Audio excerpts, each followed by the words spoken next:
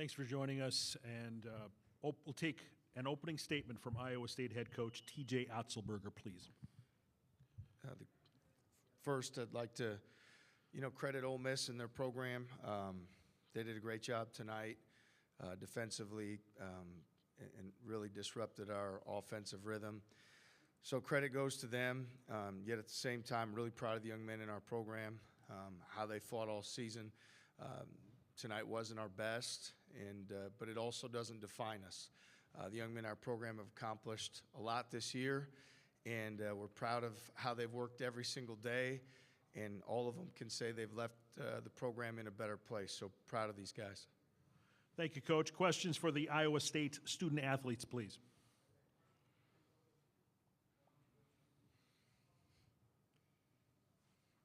Steve McGargy, Associated Press. For either player, I think y'all were up 13-5 there a few minutes into the game, and then just what caused the game to flip there when they kind of went on their run there after that? They made a couple tough shots, at the end of the shot clock, that hurt, that gave them momentum.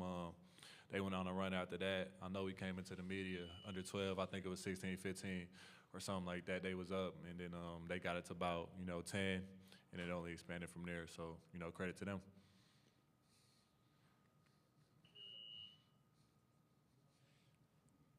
Hi guys, Pavel Markovic, Iowa State Daily. For you, Kurt, obviously you knew Ole Miss's game plan going into their defensive versatility, guards on bigs on guards. Did it kind of throw you guys off in the beginning, and did it obviously affect your shooting abilities today? I don't know if it threw us off because, we knew it was coming. Maybe we just didn't execute the best against it, and, that hurt. But really, I feel like we missed some, good shots in the first half. They didn't, and that's really what caused that, deficit going into halftime.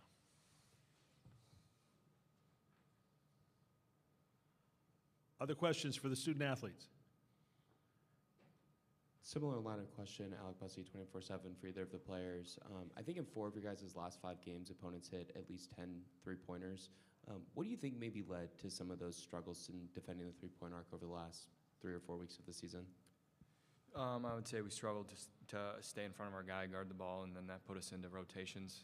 And I think that's where a lot of threes came from is 2 guys going to the ball and then someone being open on the backside or something like that. So I would say that's why.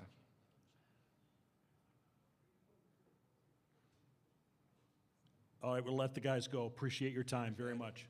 Questions for Coach, please? Steve McGargy, Associated Press. I think you had talked about the toughness you were expecting, the physicality you were expecting to see from Ole Miss yesterday. What you saw, how did that compare to kind of what you had seen on tape in terms of the way they played? Yeah, no, they're a team that plays with a lot of toughness. They're connected defensively. Their pressure can be disruptive. Their switching can be disruptive.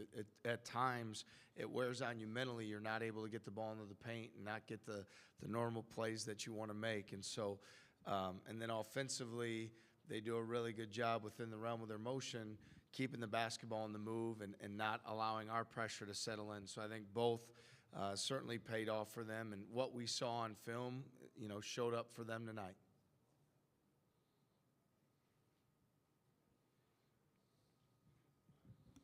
TJ, can you tell us a little bit about what the last 2 months were for you guys, and I guess what the frustration level might be to know that you didn't get a chance to attack this at full strength for really since January?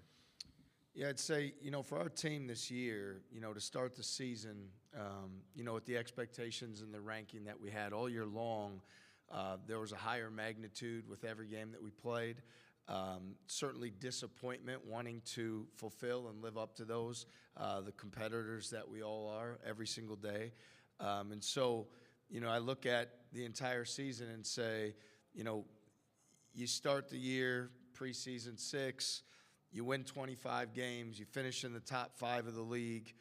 There's a lot of great things our guys accomplished. Still at the end being a top 3 seed. Again, we wanted to go on a run. We wanted to be at full strength. But what happens during the course of the season for a lot of teams is injuries happen, things that can disrupt happen, and what you need to be able to do is continue to move forward the best that you can. And if you look at the season, we're able to do that for the start, and then certainly with Milan, Taman, key. There's different things that happened from an injury standpoint that, disrupted some of that rhythm. But our guys kept fighting. They kept competing. They kept coming to practice every single day.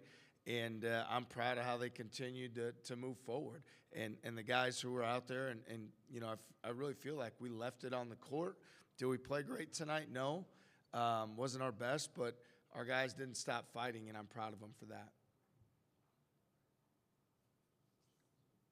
Let's try a Zoom question from Dan. Dan, can you hear me? Yeah, I can hear you.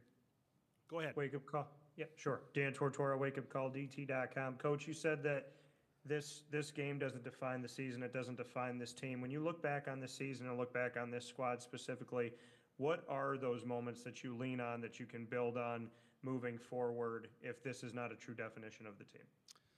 Yeah, I think, to start off with, I thought we had a really good non-conference season. We played in a really difficult tournament. We had some challenging games. We were able to go on the road and win impactful games, win big games in front of our fans. And I thought we had a great showing in the Maui Invitational, which is as good as any tournament in the country. So the non-league, our guys accomplished a lot. We got in the conference.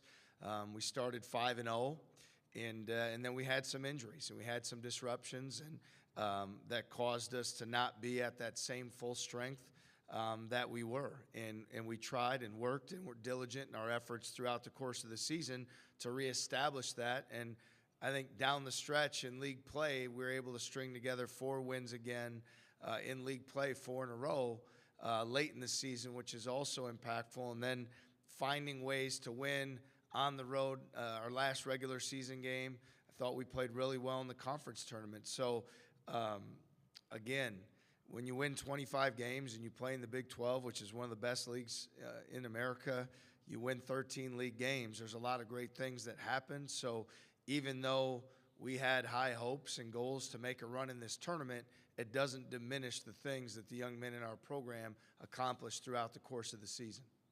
2 more. Yeah, Liam Hanley here, Shepherd Express. Looking at the numbers, you guys allowed 1.4 points per possession, which I believe is the most you've allowed during your tenure at ISU. And looking at the stats, Ole Miss 11-19 from 3, 6-8 in the second half. Is this one of those games where you just got to tip your cap to the opponent and all the shots that they made?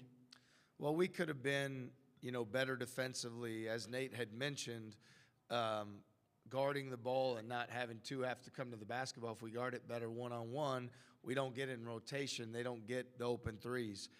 Same thing happened in transition. So, again, I give them a lot of credit. They, we had them down, I think, 13-5 early, and we were looking like we were in control of things. They found ways to make tough shots at the end of the clock. I believe they were maybe 9 for 9 from the foul line at half, so they were taking advantage of those opportunities. So their efficiency, it's on both sides. We could have been better with our pressure, and credit to them because they did a great job making the shots that they needed to make. Last one. TJ Jeff Dubroff, KCCI. You talk a lot about culture and what this team is built on, and when asking Kurt about what he learned in his 2 years at Iowa State, the first thing he said was growing into a man. When you hear that, what does that mean to you? What does that say about Kurt, that is the kind of the first thing that comes to mind? Yeah, I mean, it says a lot about his character.